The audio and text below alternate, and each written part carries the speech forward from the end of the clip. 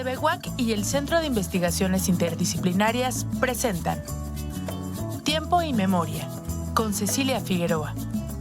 Comenzamos. Buenas tardes, bienvenidos a Tiempo y Memoria.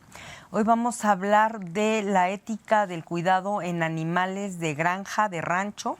Pues un estudiante de la maestría en Filosofía Contemporánea Aplicada de la Universidad Autónoma de Querétaro, Víctor Uribe Aboites, está realizando una investigación al respecto.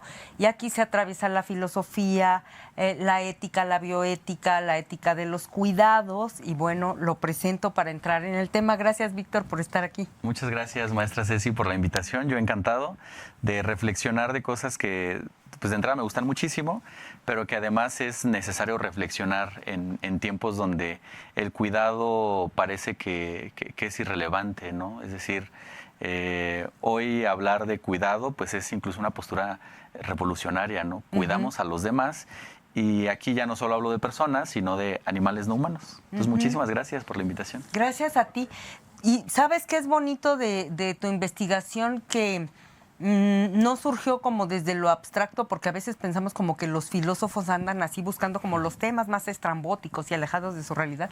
Y en tu caso es una comunidad de San Miguel de Allende, Guanajuato, de donde es tu familia, que tú siempre has sido de chiquito, ves a las personas cómo tienen gallinas, pollos, etc., perros, gatos, unos para el pastoreo, otros para la compañía, y tú desde siempre has visto tratos diferenciados, cómo es o no la ética del cuidado, y entonces ahí dices, ahí voy a hacer mi investigación, ¿verdad? Claro, sí, cuando yo estoy buscando qué es lo que quiero, pues de qué quiero hablar, de qué quiero escribir, pero además con la característica de la maestría en filosofía que es contemporánea aplicada, es decir, hablar de ciertos temas, de ciertas reflexiones de las que se hablan hoy, ¿no? Es decir, sí, la filosofía todavía retoma muchísimas posturas de filósofos y filósofas que ya ni siquiera están aquí, ¿no? O que son de hace siglos, pero hay mucho que decir en la actualidad. Con ayuda de estas posturas, algunas antiguas, modernas, otras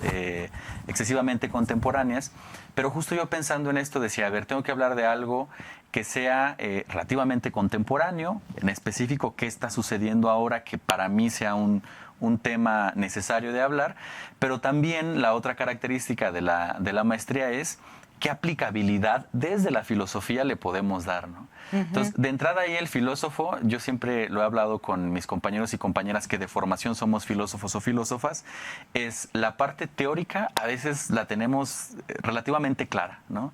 Pero cuando nos vamos a lo aplicado, es decir, a un filósofo háblenle de cosas aplicadas y nos vamos a tambalear, ¿no? Sí, sí. Entonces, para mí ese es el mayor reto.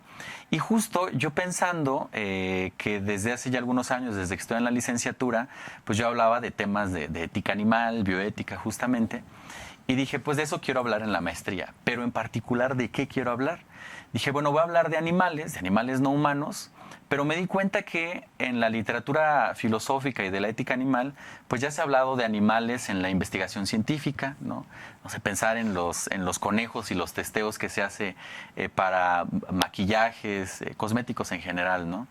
Ya se ha hablado de los animales de compañía, o se habla de los animales de compañía, pero en particular de animales en compañía en la ciudad, en lo urbano, ¿no? Incluso las políticas públicas actuales pues se enfocan en realidad en animales de compañía y son dos, el perro y el gato, ¿no? Entonces dije, pues también de eso ya se está hablando, ¿no? No están agotados los temas, pero se está hablando. Y también pues se habla mucho de los animales en las granjas industriales, ¿no? Sí. Ese es como el tema o el boom donde yo considero que surgen los cuestionamientos y las reflexiones de la ética animal. Entonces dije, bueno, no es que ya no haya de qué hablar, o sea, puedo hablar muchísimo, pero ¿qué puedo intentar aportar, ¿no? Entonces dije, yo he convivido con personas en el espacio rural, en el campo, en el rancho, así le decimos. Yo no soy propiamente de un lugar como estos, del campo, pero mi familia lo es. Y desde pequeño yo he convivido con personas de comunidad pero además con animales de la comunidad, ¿no? Con animales de granja, los animales del rancho, y he notado que las interacciones entre los humanos en el rancho y los animales del rancho pues son muy distintas a las que vemos en la ciudad o a las que vemos con los animales en la investigación o con los animales en la industria cárnica, ¿no? Entonces yo dije, este es un buen tema para entrarle desde la ética animal, pero quería agregarle algo más, ¿no? Entonces como que siempre estoy buscando cómo complicarme la existencia y dije, bueno, vamos a agregarle la categoría del cuidado, ¿no? Es decir, hablar de la ética del cuidado en la actualidad, pues es hablar de inicio desde las posturas feministas, ¿no? Un poco desde ahí surge la ética de los cuidados. Alrededor de los 80 se empieza a hablar muchísimo de la ética del cuidado, en particular con Carol Gilligan y con algunas otras autoras feministas, filósofas o de las ciencias sociales. Y yo lo que dije, bueno, quiero hablar de la ética del cuidado, pero vamos a ver qué consideraciones tiene la ética del cuidado para con los animales. Y me he dado cuenta que también son pocas, ¿no? Es decir, propiamente la postura de la ética del cuidado en animales, pues no hay un texto que en específico nos hable de eso, ¿no? Entonces, más bien podemos rastrear algunas posturas que no están desconectadas, ¿no? Hablar de feminismo, de ética animal, de ambientalismo y de distintas luchas sociales, bueno, están entrelazadas, ¿no? Y por eso mi intención. Entonces son como esas categorías las que yo tomo y son también esos los antecedentes inicialmente personales, ¿no? O sea, yo veo que hay un tema ahí del que puedo hablar, pues vamos a ver desde dónde, ¿no? Y para mí era desde la comunidad, desde el rancho propiamente. Oye, Víctor, ¿y el niño Víctor con el adulto que ya estudió una licenciatura y una maestría en filosofía, cómo empata o interpreta esto que a todos los que somos como del sector urbano nos choquea, pero porque no estamos en esa realidad de, ay, la gallinita o el pollito o el porquito o el borreguito que ayer andaban por aquí que le di y que le dieron de comer, llegas y sorpresa, ya es el platillo de los 15 años, sí, ¿no? caray. Y así en la torre. La gallinita que ayer acaricié me la tengo que comer. ¿Cómo fue eso? Como niño sí te choqueó y cómo lo interpretarías ahora como éticas del cuidado. O sea, son 20,000 preguntas que te estoy haciendo sí. a la vez, pero yo me pregunto, a ver, o sea, sí me voy a tener que comer a la gallinita porque no voy en San Miguel de Allende, en la comunidad esta, no voy a ir al Costco a comprarme un pollo rostizado lleno de hormonas. Esta gallinita es para comer.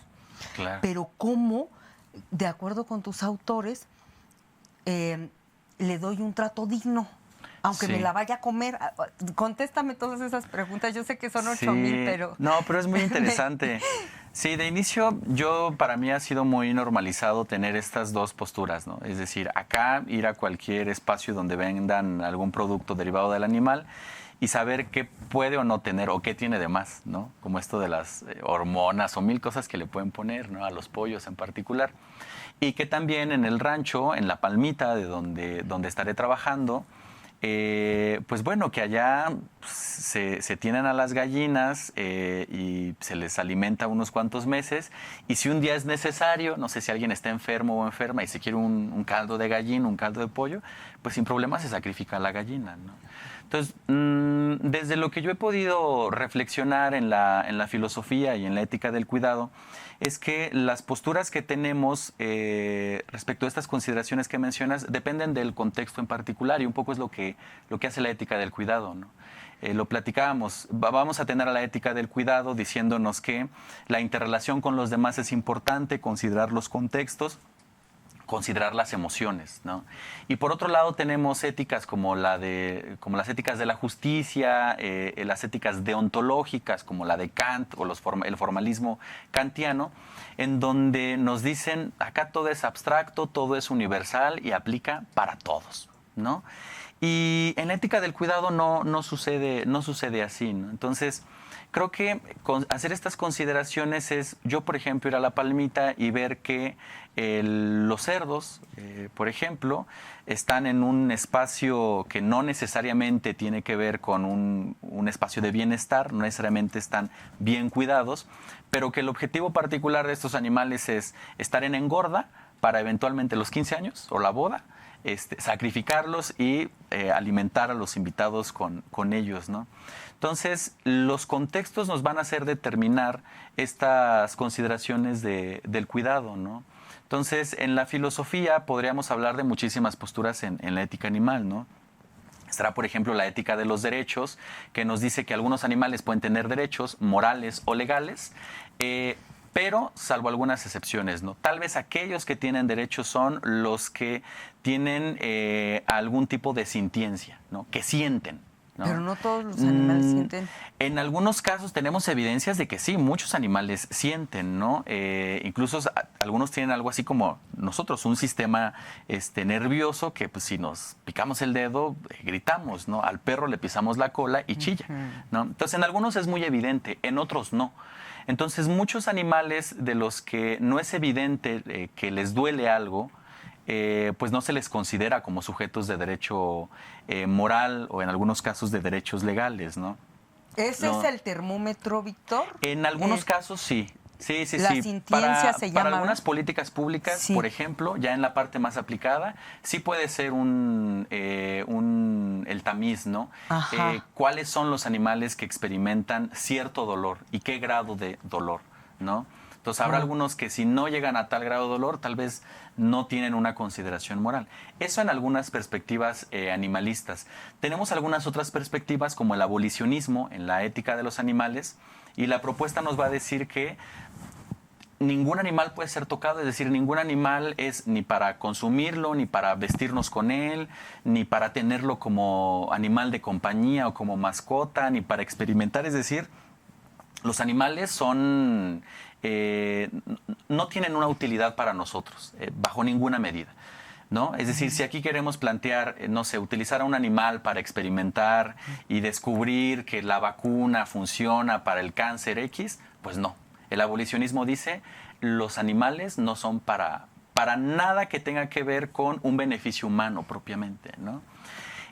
Las propuestas utilitaristas, por ejemplo, que dirán, pues sí se pueden utilizar algunos animales para experimentación, para consumo, pero hay que pensar en su bienestar, ¿no? Hay que pensar en qué utilidad nos van a dar, ¿no?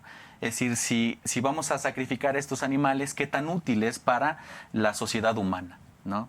Entonces, las consideraciones son muchísimas las que se hacen al respecto. Y desde la ética del cuidado, a mí me interesa no nada más hablar de estas perspectivas que están detrás de ello, sino decir que los animales conviven con seres humanos y las relaciones que se dan entre el animal y el ser humano son relaciones de dependencia, ¿no? Y que esta dependencia se va a dar ligada a que Doggy, mi perrito, vive conmigo todos los días, ¿no? Pero tal vez en el rancho hay un doggy, hay un perrito que no está en casa y está con el rebaño. Entonces la consideración también que se le tiene a ese animal y la relación es muy distinta, ¿no?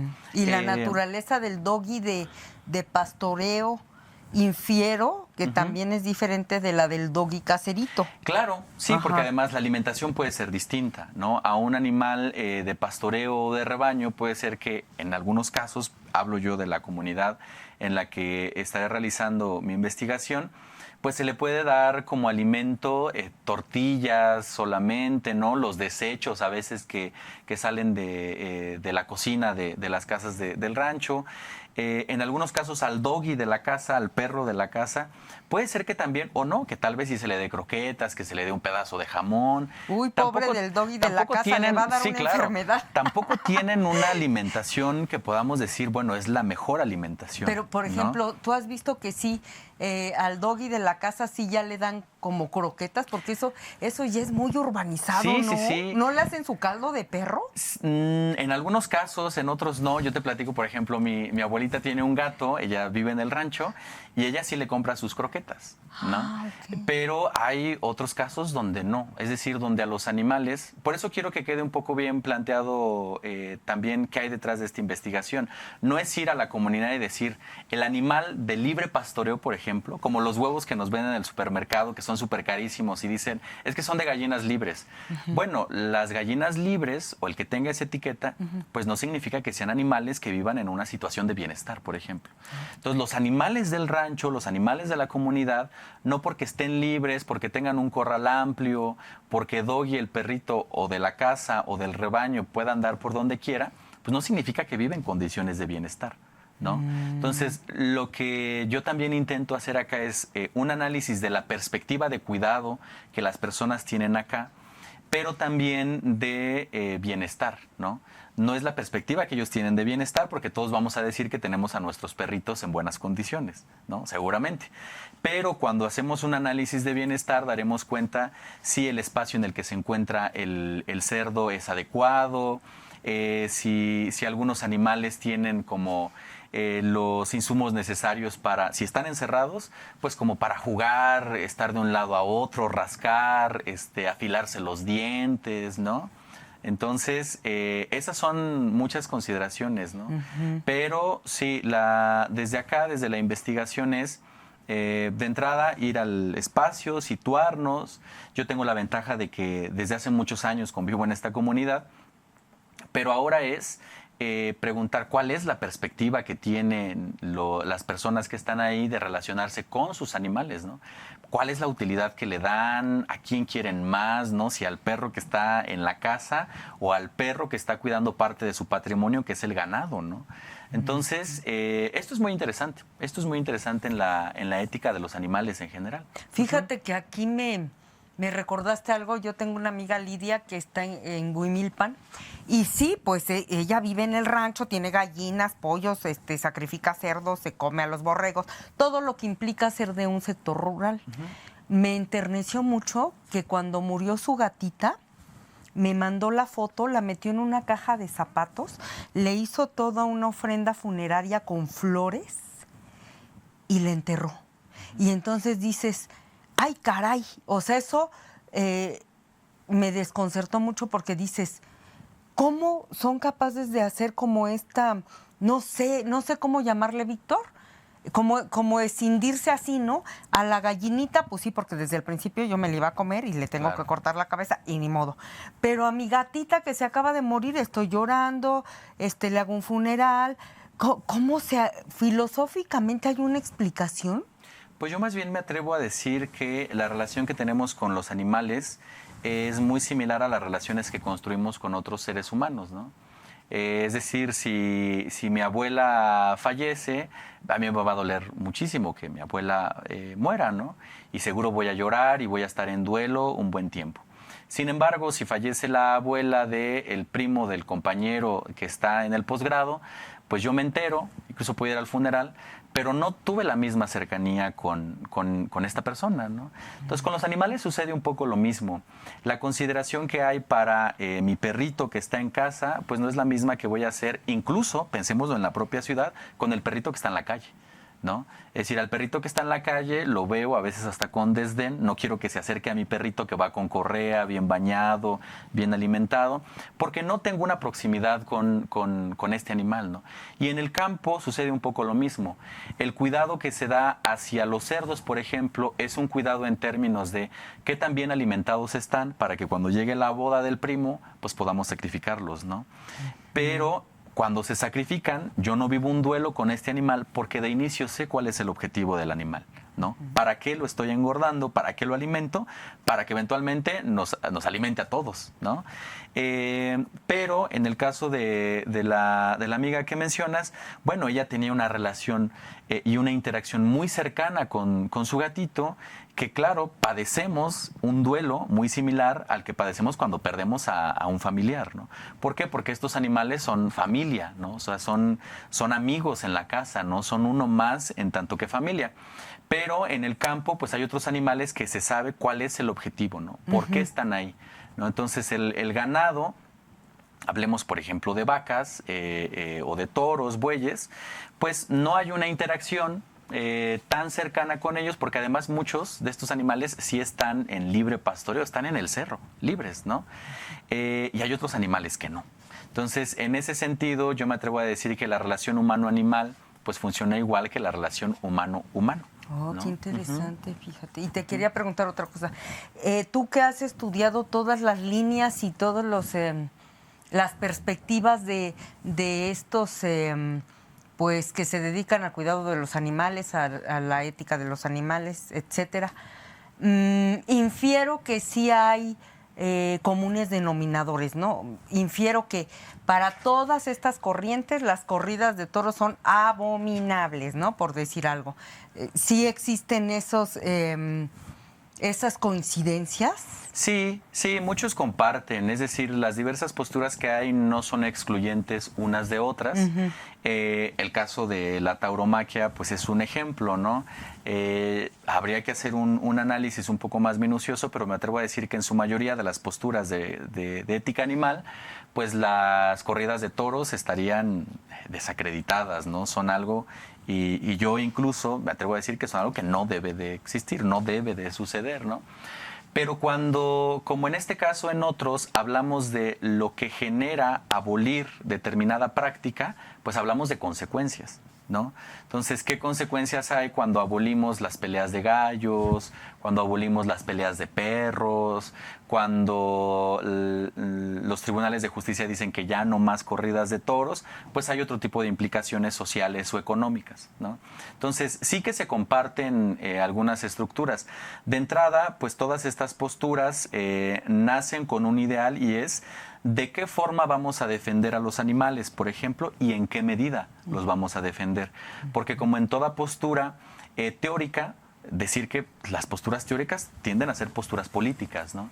Y en ese sentido, la defensa de ciertas posturas, pues también implica defender no nada más los ideales teóricos, sino los ideales personales, sociales, políticos. Uh-huh. Entonces, sí, no son excluyentes, sí tienen sus características, algunas pueden estar, yo no digo que peleadas, pero sí tienen sus encuentros que no son necesariamente satisfactorios, pero sí que la mayoría están en pro de los derechos y la defensa de los animales, ¿no? Uh-huh. Entonces, sí, eso sucedería con este tipo de posturas. Y hay una, por ejemplo, nos hablabas de los abolicionistas, uh-huh.